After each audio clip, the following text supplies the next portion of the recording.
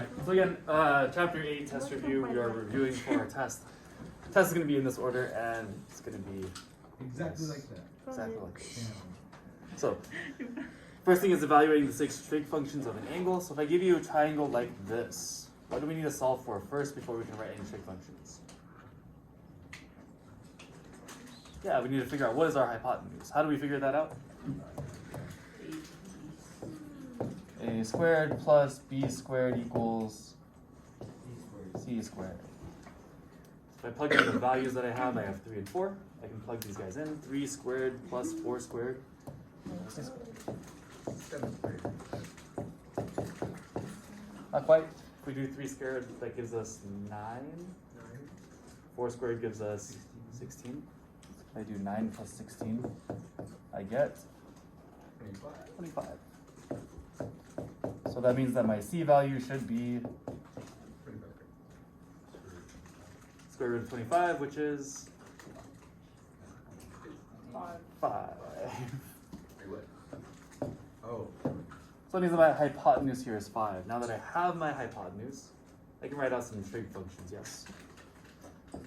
So if my reference angle is down here at the bottom, let's say I wanted to write sine of this, I could say that sine theta is equal to,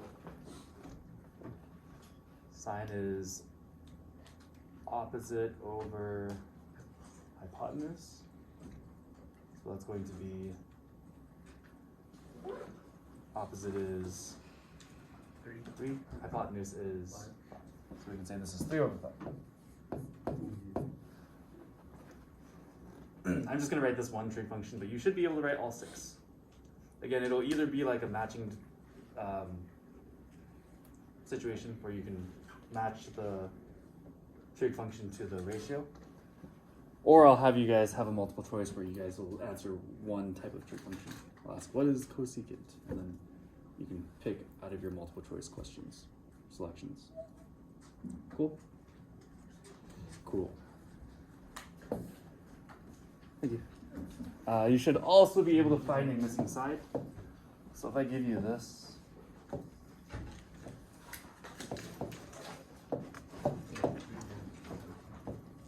let's say this is 25 degrees.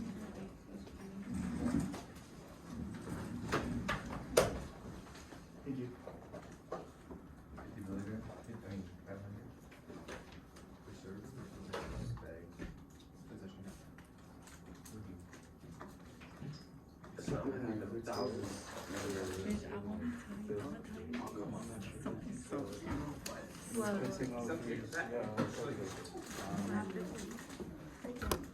Wait, I was like, but I just remembered. Girl, yesterday, I didn't even got her kids car. I didn't know she was going. I told my mom, she was like, did you tell her that I'm looking? Dude, I told her, I was like, dude, I say you go to the office, because I don't think you could go. I swear to God, I told her that. Okay, so if I have this information given to me, what's my angle measure? I don't know her mom called her. 25. And which sides of my triangle am I looking at? I have the hypotenuse, and I'm looking at the opposite side, right? So if I have opposite and hypotenuse again, which trig function do I use? Sine. Sine is opposite over hypotenuse. So this would be sine of 5 opposite over hypotenuse. How do I solve this? Nah. 6 on both sides. Wait, if I know she looks that easy, I would never get to school. Wait, what color is your dress? And we use a calculator from here, yes? She's being fucking cocky. Yes. Yeah.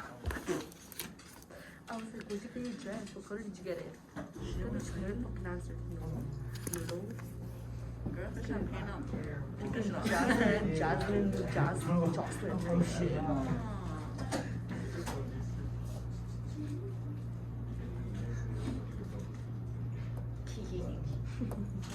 Alright, converting degrees to radians. Hopefully this isn't too hard for you guys. If I have something like 240 degrees, And I want to change this to radians, and I can multiply this by pi over 180. So if I multiply this across, we can just multiply our numerators, which is 240 pi over 180. And can we simplify this? Yeah. If I knock off zeros off both of them, I have 24 over 18. And I can divide by 6 top and bottom, right? 24 divided by 6 would give me 4. And 18 divided by 6 is 3. So we have 4 pi over 3. Again, if you want to use your calculator to reduce, you can do that. Just make sure you don't put pi in your calculator. And if I want to change from radians to degrees, it's the same deal, but we're flipping our equation. So I can do something like this, where I have, let's say I have pi over 2. I can multiply this by 180 over pi. What happens to my pi's? They cancel out. This goes away, this goes away. And we're left with 180 over 2, which is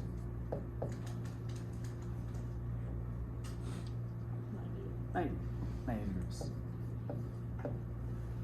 These aren't so bad, right? Again, this will be a multiple choice format, so if you forget how to format either of these, you'll see it there. Questions so far? So far, these are pretty easy things, right? Easy?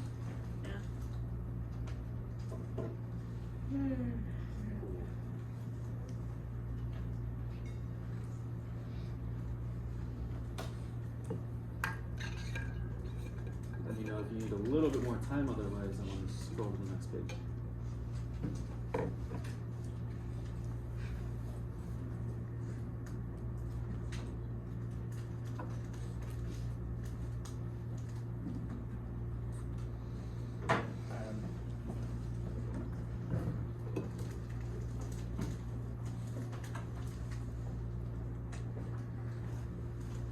Okay. Next thing is finding trig functions of any angle. If you guys remember, we had something that looked like this, where we would have a circle on a grid, and we can find the trig functions of these. Let's say I have 3, 4.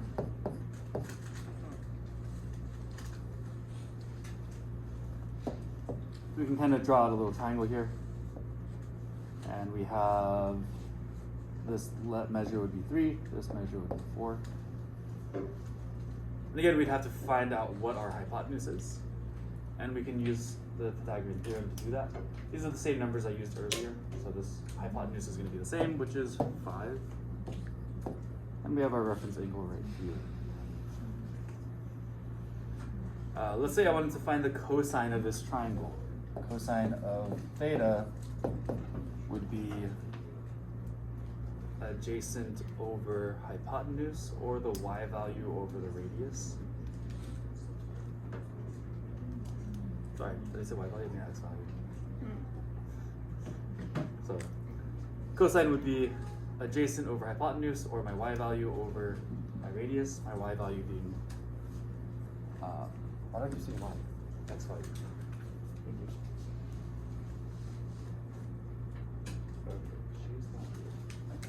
I'll hold this.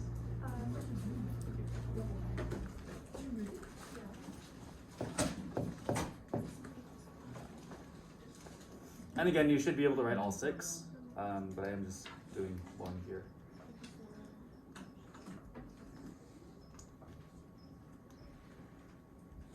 Cool.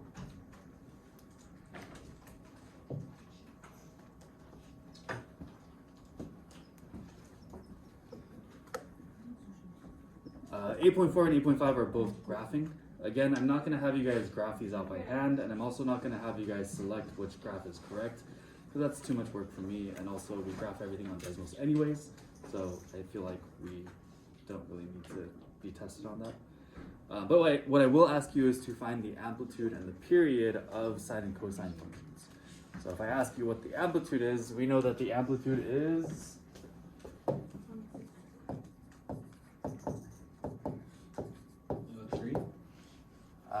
What variable is the amplitude? A, right? So A is our amplitude. And we have our period, which is going to be, I believe it's 2 pi over b. Yeah. 2 pi over b gives us our period. And remember that it looks kind of like this. We have y equals a sine b of x. So we can use those a and b values to find my amplitude and my period.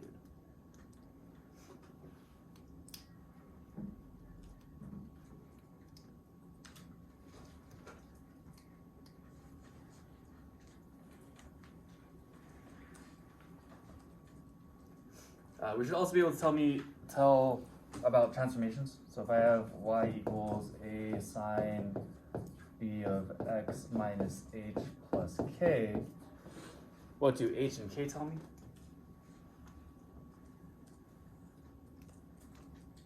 If it moves. Yeah, if it moves. H tells me if it moves left or right. So h is horizontal movement.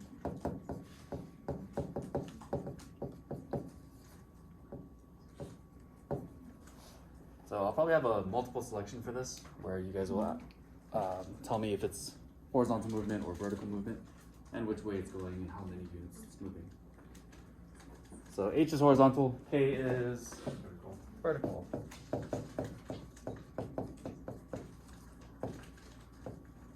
How do I know that I have an h value?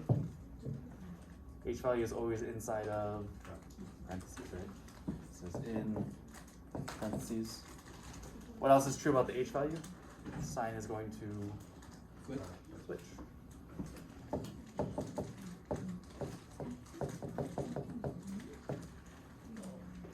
So if my h value is positive, that means we're going left. And if it's negative, then we're going right.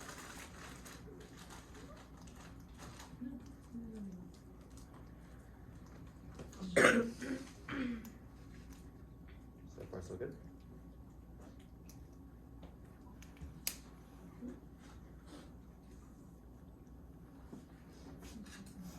And last but not least, graphing tangent functions.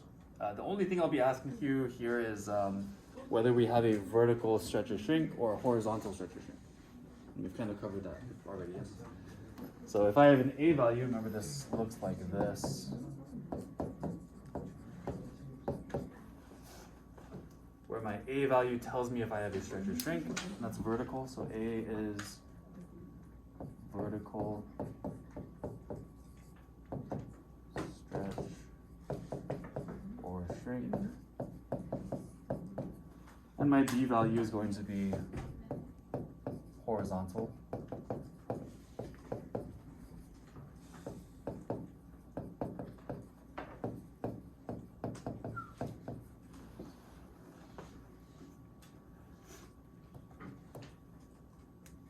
What do I need to do with my b value before I determine if it's a stretch or a shrink?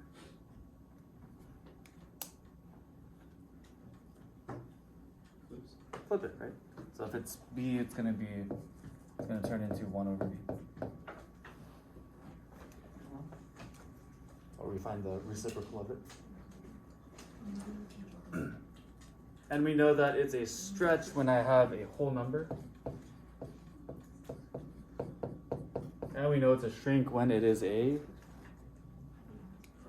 fraction.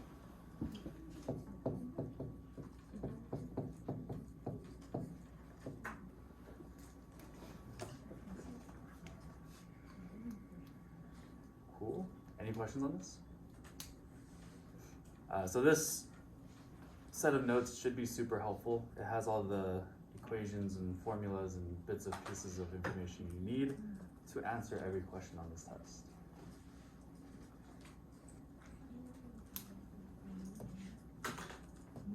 For your summary, please write one area of improvement. So one, oops. What? I spelled that so wrong. Improvement, there we go. So, one area of improvement as your summary. If there's nothing you need to improve on and you're gonna get 100% on the test tomorrow, you can say, "Thank you for teaching me, Mr. Suh. You're an amazing teacher." Otherwise, tell me what's one thing you need to work on. Sound good? Sure.